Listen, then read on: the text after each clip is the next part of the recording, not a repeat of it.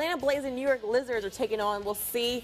So New York striking will first. Rob Pennell gets the ball behind the net, finds Kevin Unterstein to make it 1-0.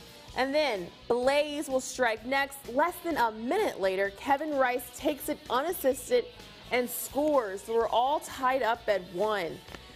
And then New York up by 1. Jeff Reynolds tying the score for Atlanta. It's his second goal of the season. There it is. So tied up at 2-2. Second quarter we go. Paul Rabel chasing that points record. He gets 1 point closer with that goal to give them the 5-4 lead over the Blaze. And then we go with a little over a minute left in the second. Connor Kelly in his MLL debut, first career goal, make that 10-9 Blaze, trying to keep it close. And then a little over 6 minutes left in the third. Another rookie for the Blaze getting his first goal. It's Christian Centinello, makes it 14-10. And then under 3 minutes left in the third, tying the record here, it's Rabel, 541 career points now. So he's all tied up. So it's a 2-point game. Atlanta, 4 seconds left in the third quarter. More rookie action. Joel Tinney, this time scoring his first career goals. It's tied up at 14 to make things interesting. And look, we go to the fourth quarter, and the Lizards have gone away with it 17-14. Rob Pennell going to score his second goal in a row to extend the lead. And the Lizards go on to beat the Blaze 20-17. Back in the right direction after losing to Charlotte last weekend, but Colin Heacock, hashtag he a Terp, going to work from X, put the Bayhawks up 1-0. Nico Amato had a terrific game in this one, makes a save for Chesapeake, but the rebound, Connor Cannizzaro to Ryan Ambler.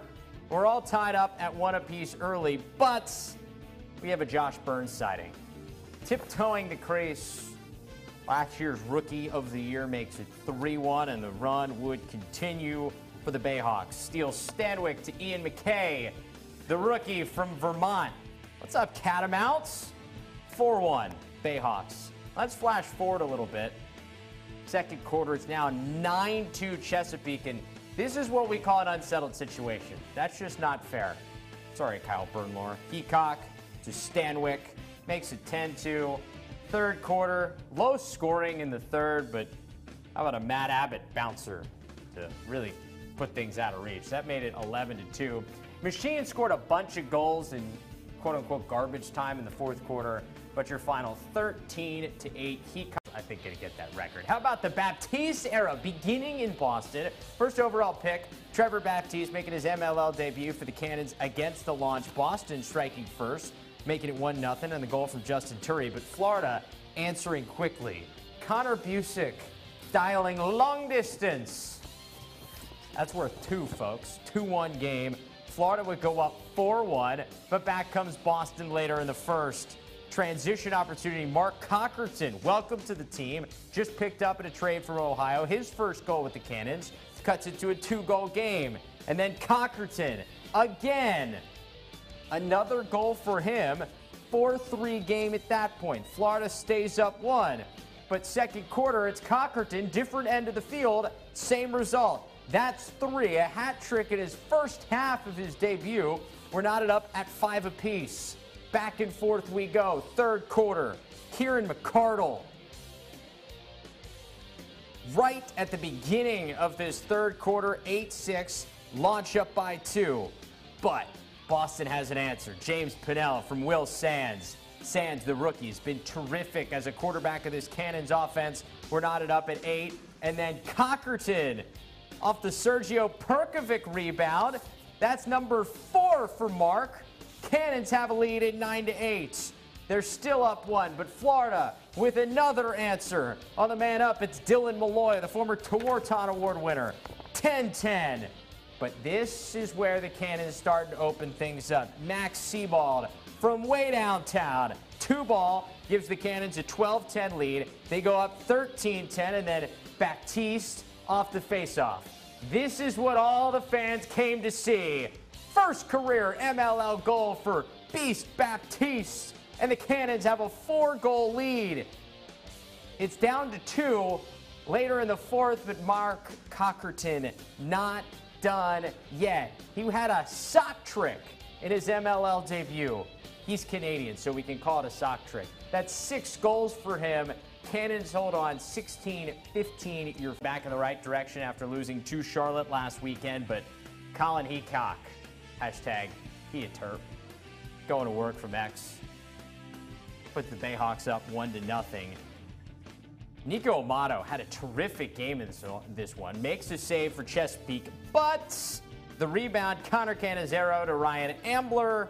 We're all tied up at 1 apiece early, but we have a Josh Burns sighting. Tiptoeing the crease, last year's Rookie of the Year makes it 3-1, and the run would continue for the Bayhawks. Steals Stanwyck to Ian McKay, the rookie from Vermont. What's up, Catamounts? 4-1, Bayhawks. Let's flash forward a little bit.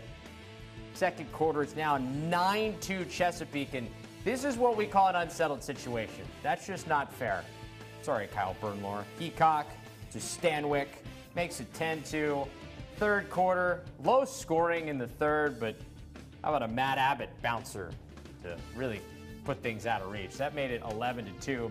Machine scored a bunch of goals in quote-unquote garbage time in the fourth quarter, but your final 13-8. Heacock. But this time hosting them, looking for a little redemption.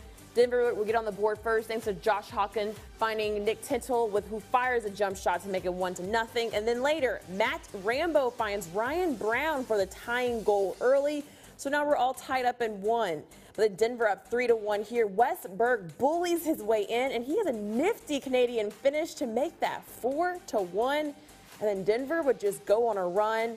Now they're up 6-3. Eric Law quick sticks one into the back of the cage to make that up 7-3. And then later, Charlotte now down by 3.